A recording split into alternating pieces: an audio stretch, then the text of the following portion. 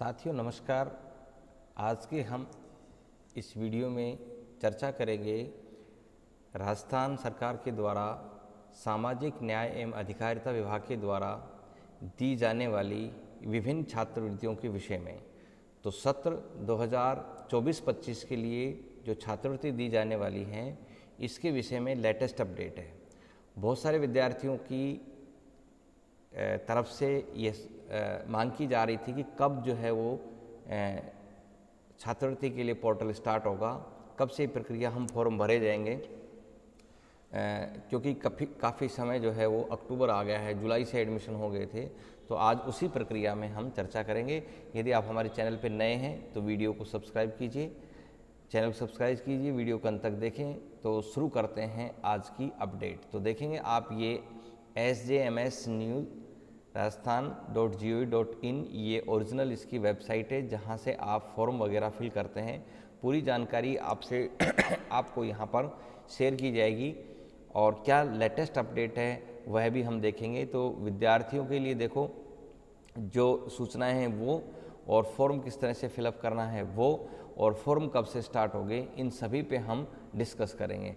तो देखिए जो नोटिफिकेशन आया है वो हम सबसे पहले उस नोटिफिकेशन को देखते हैं। तो ये नोटिफिकेशन हमारे पास में देखो 27/9/2024 का है।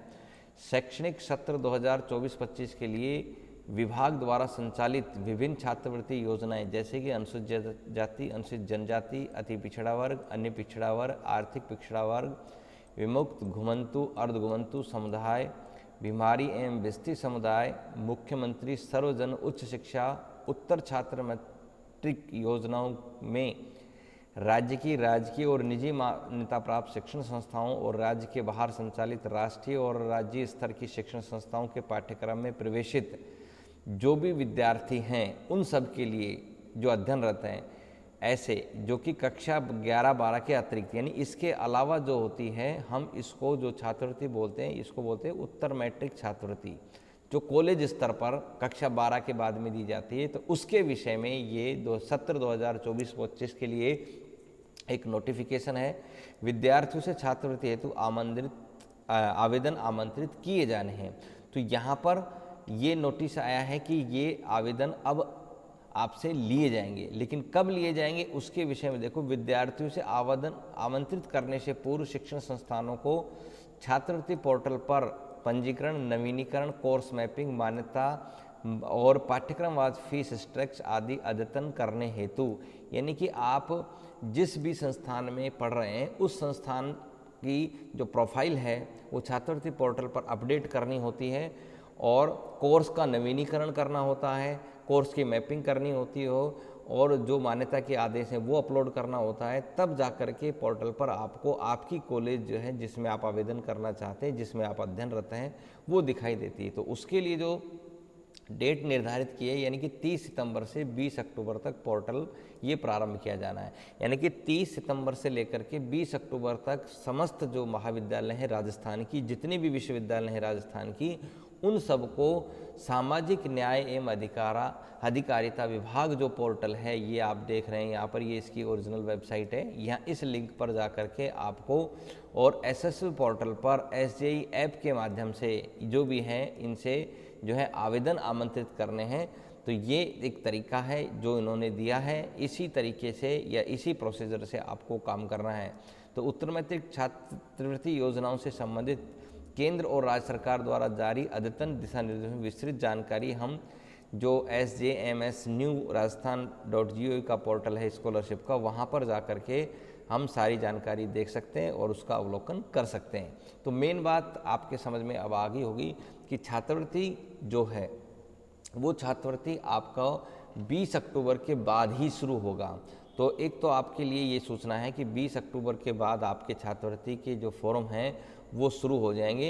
इसलिए किसी भी विद्यार्थी को ज़्यादा ये सोचने की, चिंता करने की आवश्यकता नहीं है कि हमारे फॉर्म कब भरे जाएंगे, और ये आपका ये जानकारी होना आपके लिए अति आवश्यक है कि फॉरम के लिए आप जागरूक करें, तो इसकी वेबसाइट का आप अवलोकन करते रहें। अब दूसरी जो बात है वो क्या लेटेस्ट सुधार किया गया है, अपडेट किया गया है, वो मैं आपको इस पोर्टल के माध्यम से आपको बताऊंगा। देखो, ये विद्यार्थियों हेतु जो दिशा निर्देश दिए गए हैं सत्र 2024-25 के लिए, तो विद्यार्थी मान्यता प्राप्त संबद्धता प्राप्त शिक्षण संस्थाओं में नियमित विद्यार्थी होना आवश्यक है। तो जो भी विद्यार्थी नियमित रूप से जिस शिक्षण संस्थान में अध्ययन कर रहा है वो छात्रवृत्ति के पात्र हैं। विद्यार्थी द्वारा परिवार के जनाधार में, अब आपको करना क्या है ये ध्यान रखना कि जब 20 अक्टूबर के बाद में जब आपके फॉर्म भरे जाएंगे तो आपको क्या क्या करना है। देखिए, जनाधार में आपके जो परिवार स्वयं के संबंधित जो भी डाटा है, आवेदक का नाम है, आधार संख्या है, जाति, वर्ग, आर्थिक स्थिति जो कि आप APL BPL जो भी हैं, बैंक खाते की डिटेल, मूल निवास प्रमाण पत्र, जाति प्रमाण पत्र, माता पिता के नाम में आधार संख्या, पारिवारिक विवरण, इनको अद्यतन किया जाए। तो सबसे पहला काम ये है कि जन आधार कार्ड के अंदर आप ये सारी चीज़ें अपडेट कर लें, क्योंकि हमारे सामने भी काफ़ी ये रहता है विद्यार्थियों की तरफ से कि फॉर्म भरा नहीं जा रहा। उसका कारण ये होता है कि क्योंकि जन आधार कार्ड आपका अपडेट नहीं है। तो सबसे पहला काम है आपको जन आधार कार्ड को अपडेट करना। विद्यार्थी बैंक खाता आधार कार्ड सीड होना आवश्यक है, यानी आपका जो बैंक खाता है उसमें आधार कार्ड से वो अटैच होना चाहिए।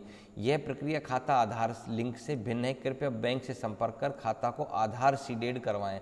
तो आप बैंक में जाके आपका जो बैंक खाता है उसको आधार से लिंक करवाना है और KYC करवाना है। जब तक फॉर्म भरे जाए तब तक आप KYC वगैरह करवा लें। ऑनलाइन ट्रांसफ़र के लिए कोई सीमा निर्धारित न हो, खाता बंद न हो और बैंक खाता माइनर न हो।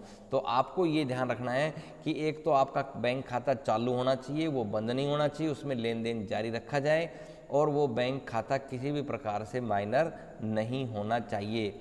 दूसरा देखें, अतः विभागीय छात्रवृत्ति योजना में करने वाले सभी विश्वविद्यालय, बोर्ड, महाविद्यालय निश्चित किया जाता है कि विभाग द्वारा शैक्षणिक सत्र 24-25 छात्रवृत्ति पोर्टल प्रारंभ करने से उक्त अनिवार्य अर्हता अर्जित किया जाना सुनिश्चित कराएं ताकि छात्रवृत्ति आवेदन करने में सुगमता हो सके। तो ये संस्थानों के द्वारा भी ये है कि विद्यार्थियों को ये निर्देशित करते हैं। तो मैं एक अभिभावक के रूप में ही हम माने कि आपको हम ये बताना चाह रहे हैं कि सभी विद्यार्थी ये सारी चीज़ें जो हैं वो आप अपडेट कर लें। उल्लेखनीय है कि उक्त अनुसार विद्यार्थी अथवा संस्थाओं द्वारा वांछित अनिवार्य अर्हता पूर्ण नहीं करने के किसी भी कारणवश विद्यार्थी द्वारा छात्रवृत्ति आवेदन नहीं किए जाने, शिक्षण संस्थान द्वारा आवेदन पत्र अग्रेषित नहीं होने की स्थिति में आर्थिक और न्यायिक प्रकरणों के आदेश से शास्ति इत्यादि संपूर्ण दायित्व संबंधित विद्यार्थी, देखें, संबंधित विद्यार्थी महाविद्यालय या विश्वविद्यालय का होगा। तो यहाँ पर अगर विद्यार्थी ने ये सब चीज़ें अपडेट नहीं करवाई तो विद्यार्थी जिम्मेदार है, क्योंकि उसका फॉर्म नहीं भरा जाएगा। और यदि महाविद्यालय ने अपनी प्रोफाइल अपडेट नहीं की, विद्यार्थी फॉर्म नहीं भर पा रहे, तो विद्यालय या फिर विश्वविद्यालय इसके लिए उत्तरदायित्व होगा। तो यहाँ पर देखें, अतिरिक्त निदेशक के द्वारा ये ऑर्डर बहुत पहले ही जारी किया जा चुका है। तो साथियों, ये लेटेस्ट अपडेट थी। जो भी ST में है, जो SC में है, जो BPL में है, वे विद्यार्थी जो छात्रवृत्ति उत्तर मैट्रिक छात्रवृत्ति करने के आवेदन के योग्य हैं, जो पूर्व में भी छात्रवृत्ति लेते रहे, उन सभी को ये मेरा विशेष आग्रह है कि आप अपने सबसे पहले जन आधार की है उसको अपडेट करा लें, बैंक अकाउंट को आधार कार्ड से जुड़वा लें। ये संपूर्ण कार्य जो है वो तुरंत प्रभाव से आप कर लें, तभी आप जो हैं वो छात्रवृत्ति के लिए आवेदन कर पाएंगे। तो दोस्तों, ये जानकारी आपको कैसी लगी? यदि वीडियो अच्छा लगा है तो लाइक करें, चैनल को सब्सक्राइब करें। यदि इसमें कुछ आपको ये लगे कि कोई इन्फॉर्मेशन आपको चाहिए या और कोई नया वीडियो इससे संबंधित चाहिए तो कमेंट्स बॉक्स में ज़रूर बताएं। Thank you very much.